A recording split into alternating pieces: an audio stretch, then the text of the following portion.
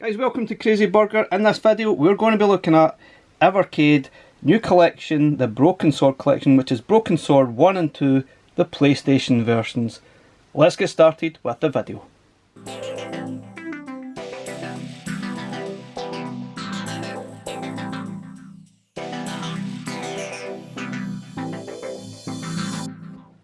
Okay guys, let's have a look at the Broken Sword collection. This is collection number 44. Obviously it just says collection. We're not going to see any more Broken Sword collections on Evercade. Unlikely, because all of them were beyond Evercade's current capabilities. These are PlayStation games. We've got Broken Sword, the Shadow of the Templars, and we got Broken Sword 2, the Smoke and Mirrors. These are the PlayStation versions. I think the Broken Sword, I think the third version was actually PlayStation 2, so we're never going to see that. This is a Giga cart, which means it's going to sell for £25 in the UK. They are, it is rated 12 according to that, but yeah, that's absolutely fine. It's just got a little bit of interesting language and some maybe scary themes, I guess.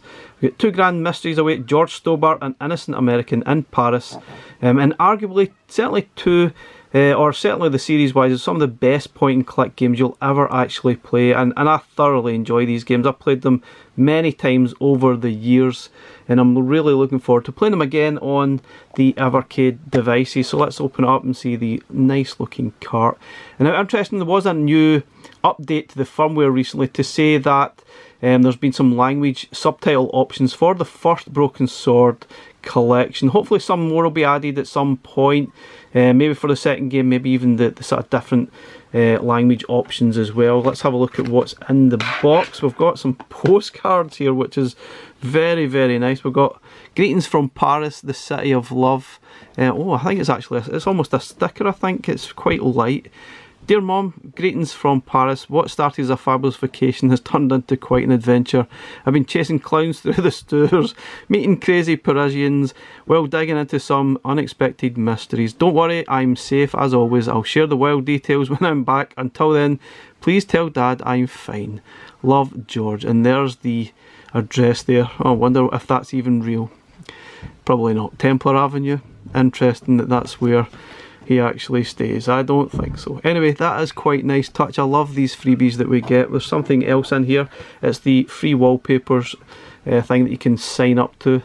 I guess you can sign up to that. Basically it signs up to a newsletter, and maybe you'll get some wallpapers sent to your email at some point, and that's the address if you want to contact them, which is up to you if you want to. But that's nice. I do like this little touch, which I guess makes the Evercade cart here quite unique. Now let's have a quick look at the instruction manual. Again, these games were released in the sort of mid to late 90s, and they were very, very popular back in the day, and we've seen many different variations of them as well. We've seen updates, remastered versions, and even recently on different, we've seen the reforged version of Broken Sword, which is fantastic. Now you might want to peruse this if you've never played them before. Certainly have a look at it. There's a lot of information here on how to play both games, and a little bit of the backstory.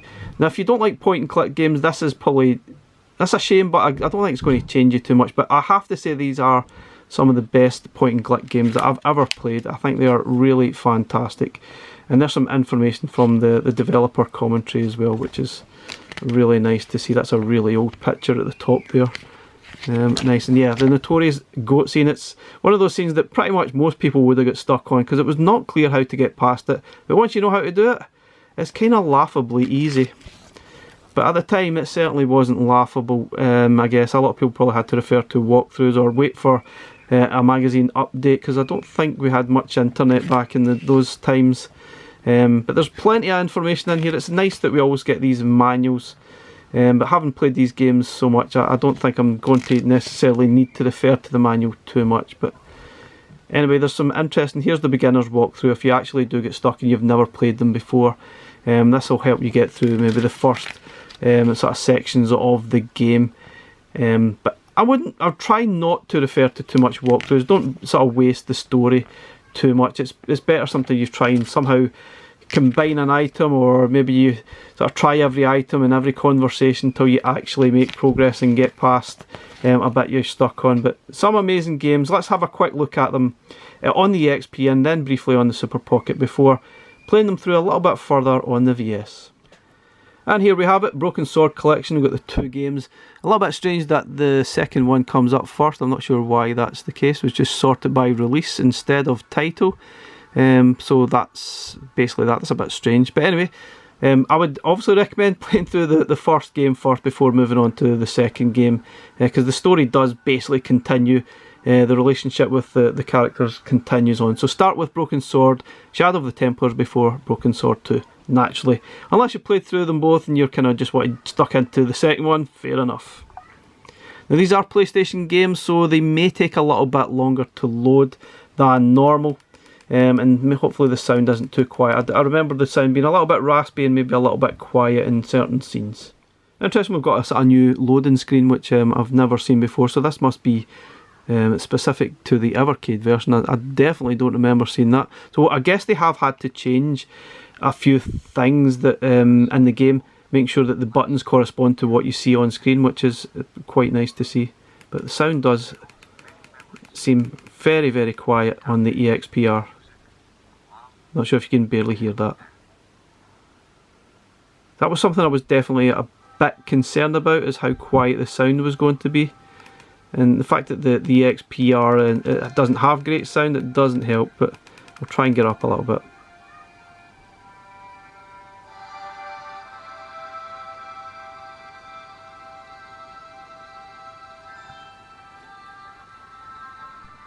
Life went on around me, but the explosion was to change my life forever.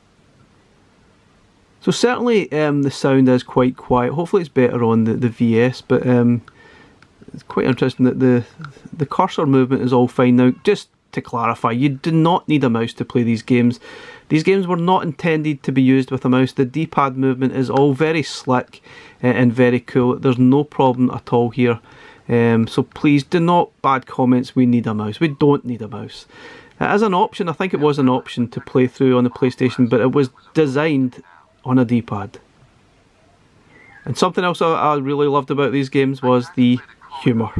The humour is so good. Very dry and right up my street, but I absolutely love it. So let's have a look at this quickly on the Super Pocket now. Now, amazingly, the loading times on the Super Pocket are much, much quicker. I don't really get why they're so slow on the EXPR and probably the VS as well. But the sound is also far better on the Super Pockets than the EXPR, which is crazy considering that is the sort of flagship sort of device. But definitely better on the Super Pockets for that. Whether the games themselves are better on the Super Pocket, might be a bit trickier. So one thing I guess with the Super Pocket is the graphics are a little bit smaller, maybe a little bit more intricate. You might not see everything as well. Obviously it's a point and click game, but I tried not to meet his definitely the sound is much, much better on here. And I'm not sure if you get bad eyesight trying to read some of this, I don't think it's a good thing. So I'm not sure I would recommend it for your Super Pockets. One thing I definitely noticed is the character movement. You can see how fast George is walking from point to point. I don't recall him walking that fast. I'm kind of wondering if this is maybe like the NTSC version. I'm sure on the versions I played, the character movement is much, much slower. So I don't know if that's something they've changed or what, but that's quite fascinating to me. You can quite see that he's walking a lot faster than he should do. That's not normal. In the actual game, I'm pretty sure he walks much, much slower. You can see he's walking with a fast pace. That doesn't seem right to me. Maybe it's something they've changed. Anyway guys, let's have a look at these games on the VS. I'll try and play them through a little bit further as I possibly can. I don't want to ruin too much, because if you've never played it, I don't want to ruin too much of the actual story by going too far. But they are amazing games. I really, really love them.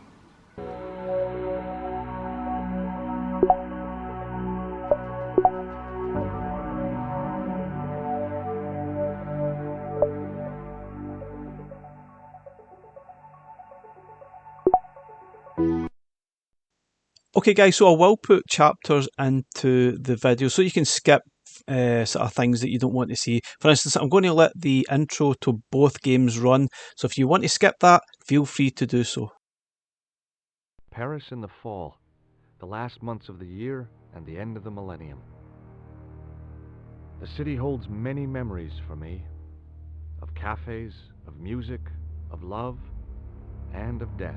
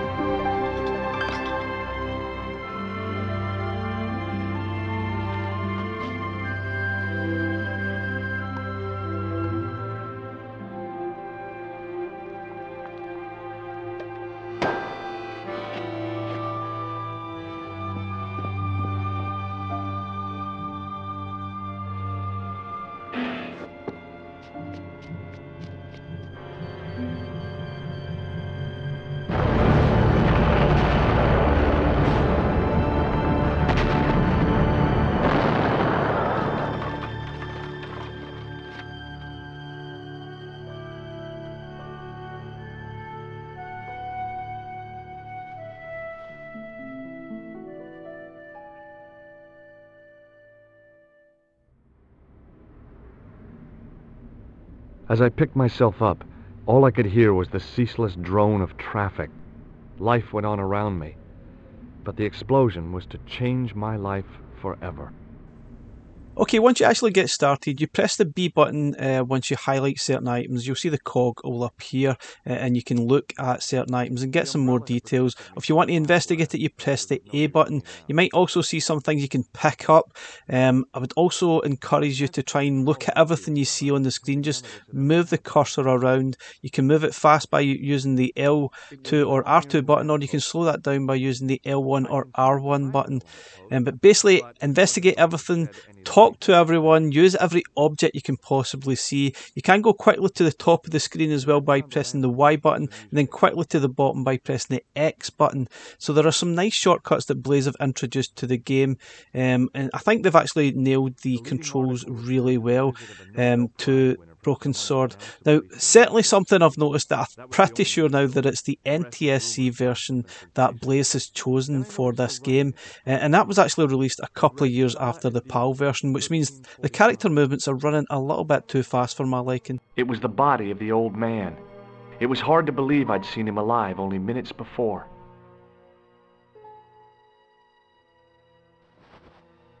I tried not to meet his stare as I searched the dead man's pockets. No wallet, no papers, no credit cards. The guy's past was a blank page. So you play the main character, George Stobart, who is on holiday in Paris from America, and he's been caught up in a bombing incident outside a cafe. And that basically opens up the story involving lots of conspiracy, the Knights Templar, lots of different things. And you will visit various different countries as well, from Ireland to Syria and even to Scotland as well, which I always quite enjoy, the nice touch. It's a great little game. I absolutely loved it back in the day. There's no doubt about it. I really enjoyed playing the demo that was on the PlayStation magazine. I played it to death, and then I bought the game when it came out, and I thoroughly enjoyed it. It was very different to me at that time. It was a different type of game, and I loved the story. The voice acting is absolutely superb, from top to bottom, and I love the humour as well. It is very, very dry, but I absolutely love it. It does make me laugh. There's lots of little sort of jokes here and there. And don't forget, investigate everything. Choose lots of different items that you see and combine them while you're talking to the different characters as well. Try to resist the urge from looking at walkthroughs online and try and solve the problems yourself, especially if you've never played it before, or if you can't remember how to solve it. Although you might get stuck at certain parts of the game. There's no doubt there's a few moments in the game that are a little bit strange on how to actually make progress, and there are quite a few of them, so I'm pretty sure there will be a few people that will get stuck. Even I got stuck playing through it again because I couldn't quite remember some of the things that you had to do, and I've played it through numerous times, but I can't recommend this game enough. I really, really love it, and I'm glad it's coming to Evercade, although it does seem like we have the NTSC version rather than the PAL version. The NTSC version was released a couple of years after, and it looks like they've made some changes to the game. I'm not sure if that's deliberate. Now, it's not an Evercade problem. It looks like the games are emulated that way, where the character movement and walking is just a little bit sped up, and it doesn't seem right to me. It just doesn't. It's not how I remember it. I remember the characters moving a bit slower. If you played the recent Reforged version on Steam or any of the other modern formats, you'll know that the character movements are not that quick. They are quite slow. So whether that's a good thing or a bad thing, I'm not so sure. It's a little bit weird for me because obviously I'm more used to the slower movement of the characters, but seeing them walk that little bit faster, it seems unnatural. It doesn't seem correct to me. Doesn't spoil much of the enjoyment of the game, to be honest, but it's still something that sort of probably shouldn't really be there. But it is what it is. If you've been used to playing the NTSC version, you probably won't even notice the difference. But for me, I played the PAL version, and I noticed there's definitely a sped up character animation that sort of looks a bit weird. It's like watching an old Benny Hill comedy show, which was here in the UK way throughout the 70s and 80s, but that's what it reminded me of. Briefcase and ran out of the door. Did you see what the old man had in his briefcase? No, he didn't open it.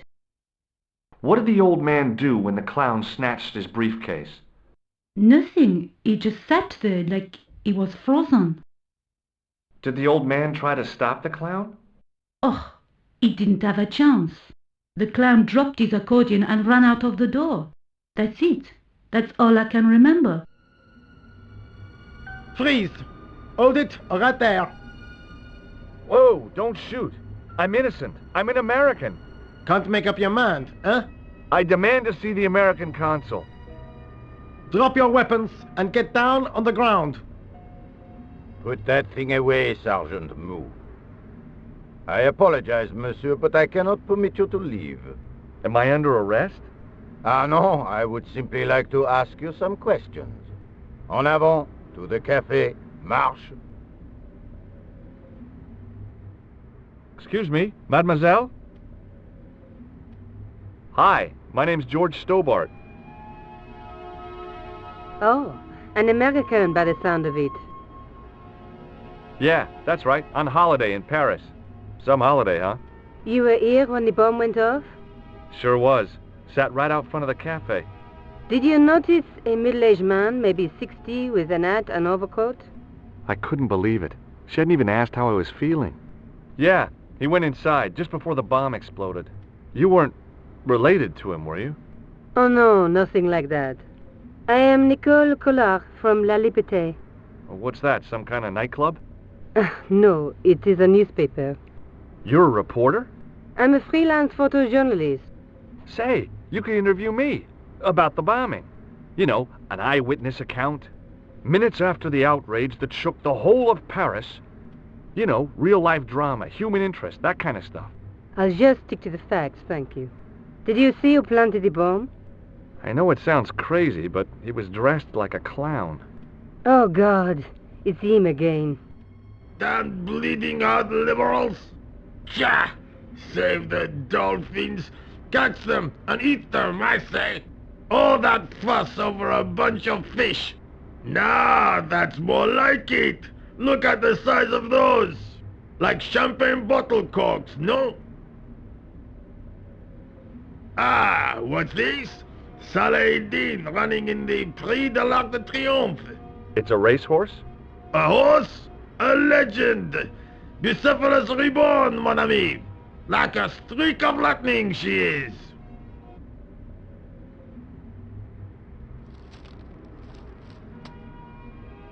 Do me a favor, won't you? Keep an eye on my hole. I'm off to put some money on that nag.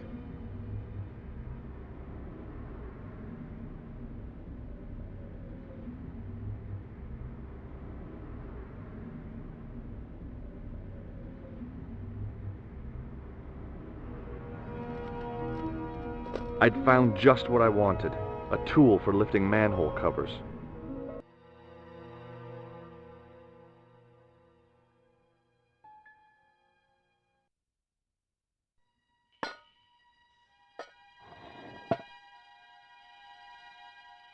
I lifted the cover to reveal what smelt like the entrance to a sewer.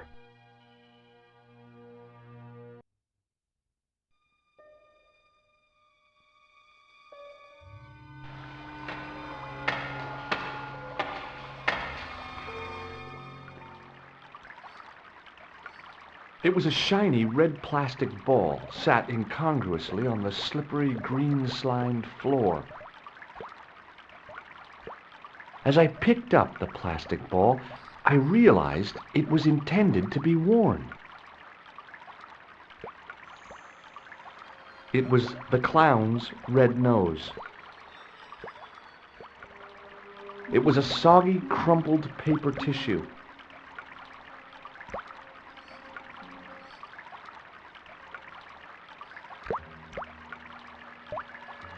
I scooped up the sodden tissue. It was cold and greasy, like breakfast leftovers.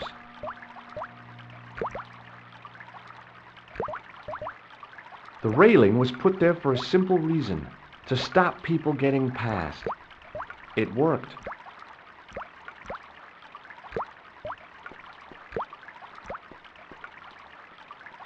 It was a small scrap of cloth caught on the rusting spike.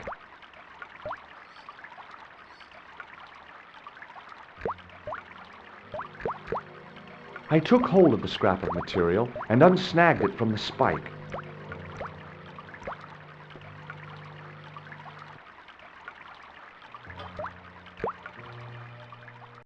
Did you find out the ID of the guy who was killed in the explosion? I already knew who he was. I heard that the bomb victim's name was Plantar. Your sources are reliable. He was a big shot at the Treasury, wasn't he? Maybe that's why you've been taken off the case. I'm sorry, monsieur. I cannot comment. Would you care to shake my hand, Inspector? Please don't be offended if I decline your offer, Stobbard. The palms of my hands are particularly sensitive. What was that psycho-detective business you did in the cafe? It is my theory that the passions evoked in violent crimes create ripples in the ether, invisible to all but the possessor of a highly developed and receptive mind. I'm impressed. Can you bend spoons, too? I didn't think a man of your obvious intelligence would stoop to mockery. I'm not mocking. I've had personal experience of the power of the mind. I used to get ignored at parties until I read a book that changed my life. Really? What was it called? Hypnotism for Fun and Profit. He looked at me as if I'd farted at a funeral.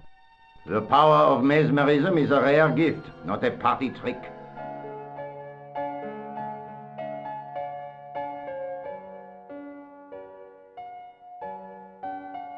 The woman was obviously English. She had all the qualities of Boadicea, Elizabeth I, and Margaret Thatcher rolled into one. It wasn't a pretty sight.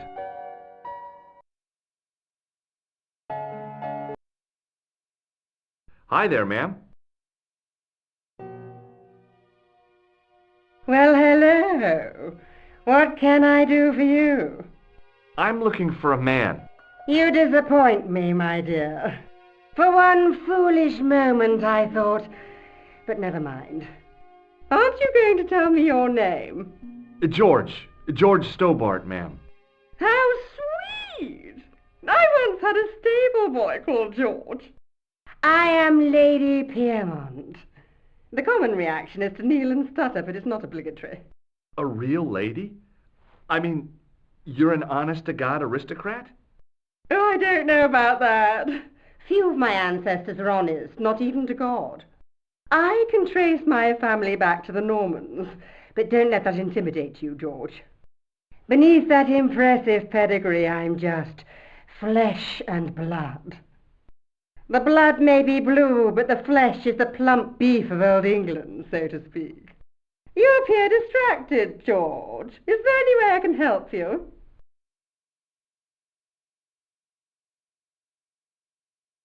I'm looking for a murderer. Good heavens! You're a private detective. That's correct, ma'am.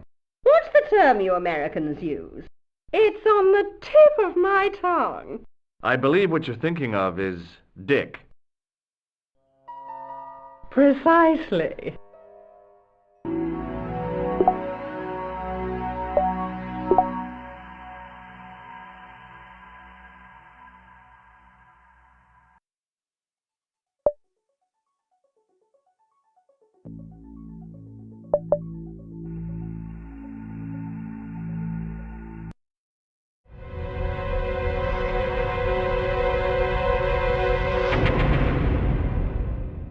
So moving on to Broken Sword 2, and basically the story picks up a few months after the first game, where George returns to Paris and continues his relationship with Nico, and there's a new story that involves regarding the smoking mirror and a lot more besides. Anyway, I'll leave chapters if you want to skip the opening intro to Broken Sword 2.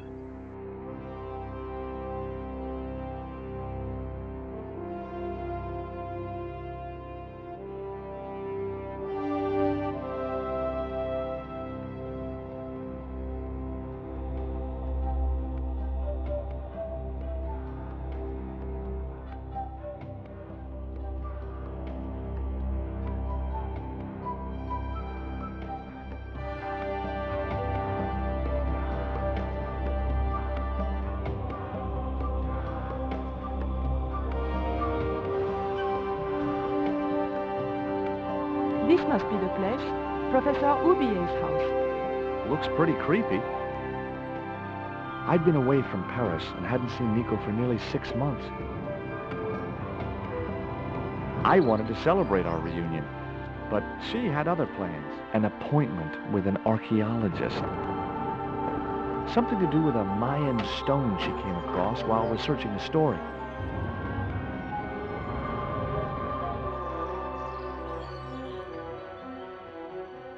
The guy who answered the door didn't look much like an archaeologist to me. I had a bad feeling about this.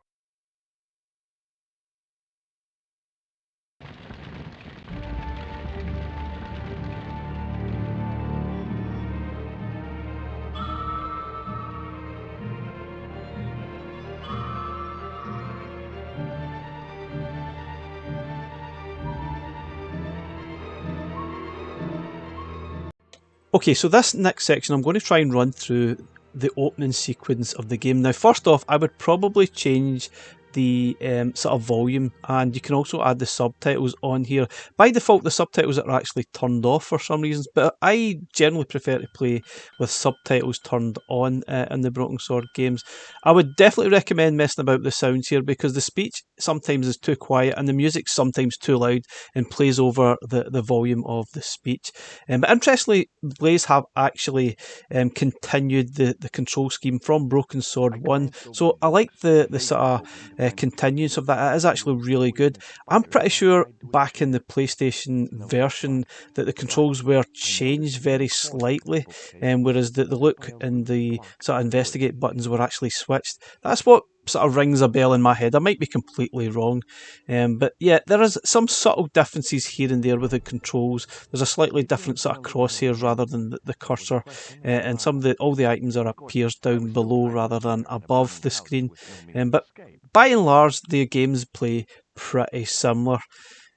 One of the things that can be a bit frustrating with Broken Sword 2, there's a lot of objects that are pretty small to see, and the same with Broken Sword 1. Sometimes it's quite hard to see what you're supposed to do, and sometimes you actually have to grab a very minute object at a specific moment in time, and it's hard to actually see that. So I'm pretty sure a lot of people will get stuck if you've never played it before. In this instance here, there is an actual drawer at the bottom of this cabinet, which a lot of people would miss because it's not that obvious in this version that it's there, and there's a vital item that's in that bottom drawer below the absence that you're seeing here, or the spirit, sorry, that you need to actually get out of that house. So bear that in mind. Just follow this little video. There is a drawer right at the bottom of that where it has the key to get out of this house eventually once you actually put the fire out. But I'll let you follow this video. Basically, there's a few things you have to do to basically get out this room, put out the fire, and actually escape this house, which is a little bit frustrating. I think a lot of people definitely got stuck on this part of the game when we played it back in the day. Now, the subtitles in this game I felt were a little bit harder to read than Broken Sword 1, especially on the handhelds. I thought some of the different colouring used made it quite difficult to read. It's not so bad on the sort of VS, but playing it on the EXP, at times couldn't actually read it. So if you're going to be relying on these subtitles, you might have some difficulty there. And again, on the Super Pocket, you probably want to forget about it. It's probably not even an option. It was an oddly designed candle holder with a coil of metal shaped like a snake. Highly artistic, but of very little practical use. It was Nico's bag.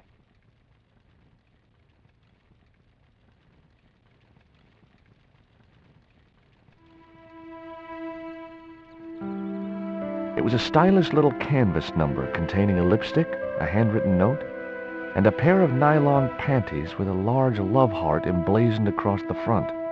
It occurred to me that Nico's tastes must have really changed while I was away. Well, they could be useful.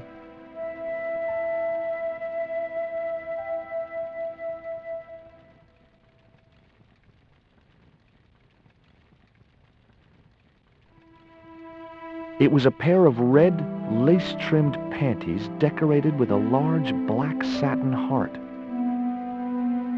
I guess I had no business reading the note, but I figured it might give me a clue to what Nico was involved in. It was from André Labanau, the history student Nico had known at college. The letter was sentimental mush, and revealed that the exotic lingerie, as he called it, was a gift from him. It gave his telephone number. Labanau figured himself as a rival for Nico's affections, but I couldn't believe that creep was in the running.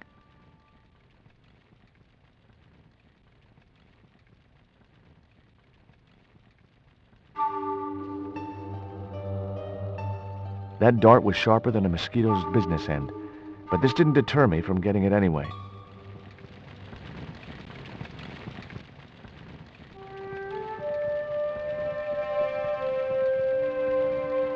There was no pressure in the siphon.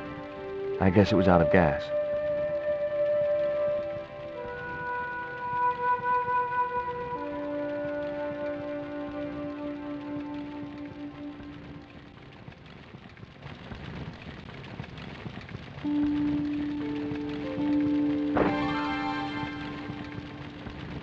As I released the lock, something blew the doors open.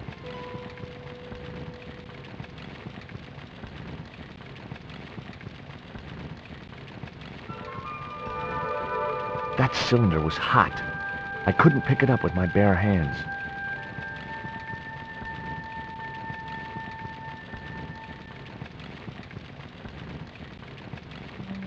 The panties I'd found in Nico's bag were just what I needed to wrap around the hot cylinder.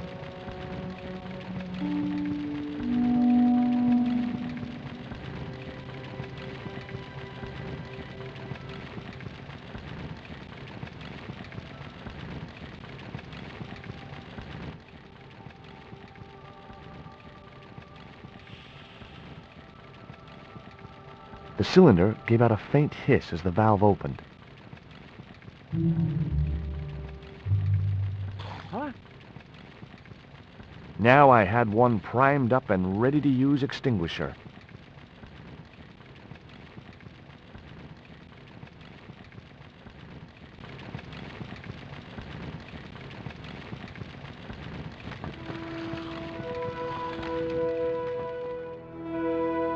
With a well-aimed squirt of his soda fountain, our unshakable hero saved the day. Now it was time to start looking for Nico.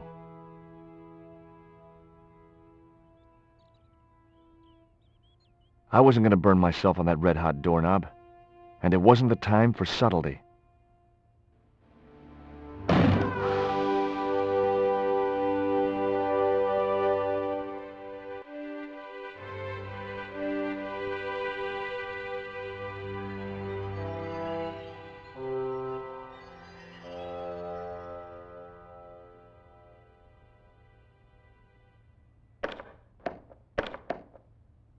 The door was locked. I didn't fancy my chances of kicking this door down. It was a closed drawer. In the drawer was a small decorated pot.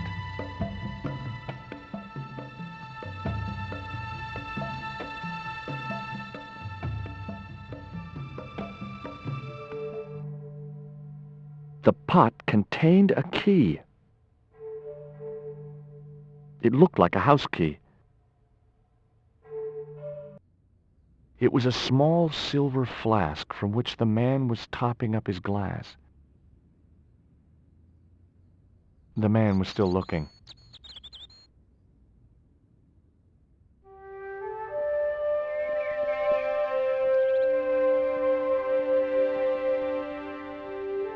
The man was still looking.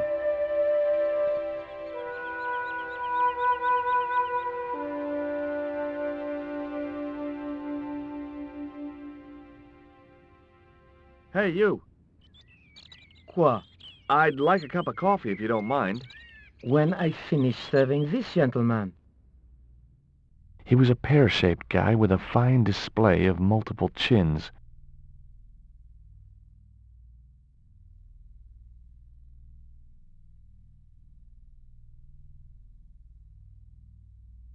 I splashed a little absinthe into the glass and hoped he wouldn't notice the change of color.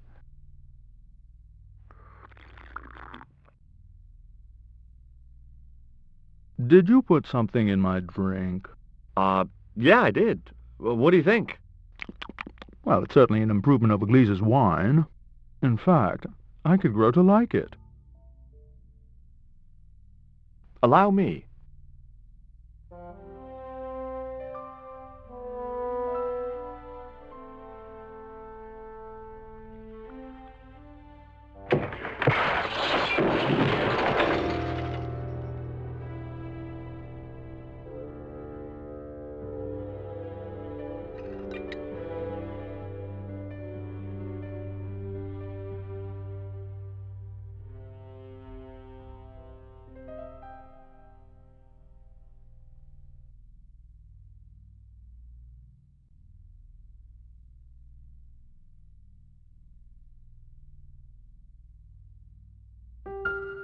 There was nothing in the case but styrofoam packing, but pasted on the side was the remains of a label.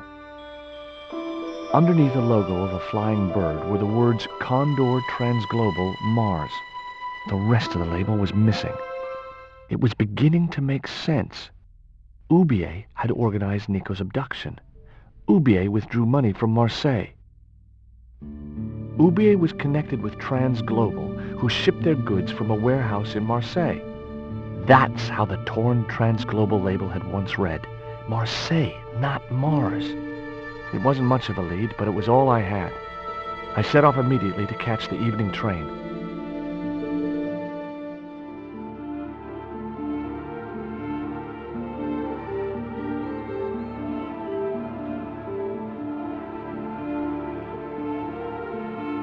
It was almost dawn when I arrived in Marseille.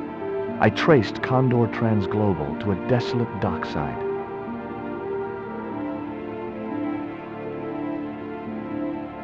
A chain-link fence barred the entrance to the docks.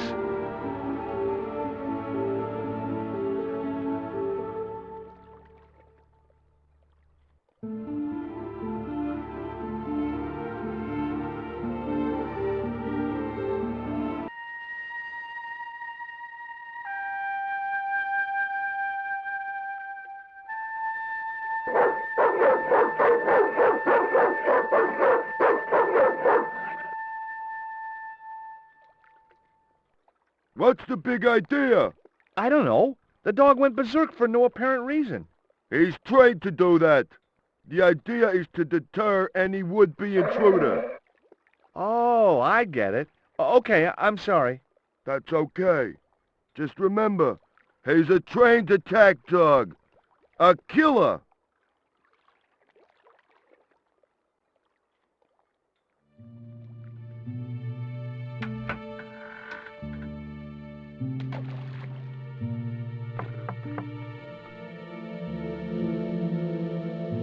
Hi, good morning. Do you know what time it is? No, I don't wear a watch. As my dad used to say, I'm not into time, man. Well, you're too early. Okay guys, my overall thoughts on Broken Sword Collection on Evercade. I'm absolutely delighted that these games are on Evercade. I don't think they are particularly great for your EXP or Super Pockets though. I think there's too many things that are going to stop the enjoyment. The sound on the EXP is pretty awful to be honest, but they are much better through headphones, which was kind of weird. But anyway, Super Pocket, I think the graphics and text and trying to grab some small items is just too small to be practical, and if you have poor eyesight you're really not going to read the text very well at all on those sort of devices. I think the best way of playing these games is 100% on the VS, and that's where these games will definitely shine, and I thoroughly enjoyed playing them. I was a bit strange about the quick animations that's present in Broken Sword 1. It was a little bit weird to see. It doesn't really spoil a lot of the game to be honest, it's not a big deal, but it was definitely strange to see.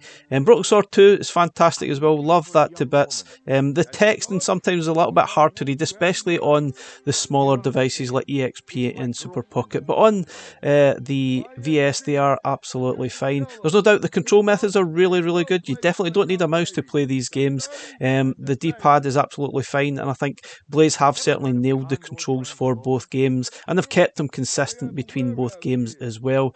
Sound wise, I thought that it was a bit quiet as I said on the EXP, but playing this on the VS or on a TV, yes, the graphics will look a little bit blockier, but it's definitely the way to go, and I thoroughly enjoy playing them.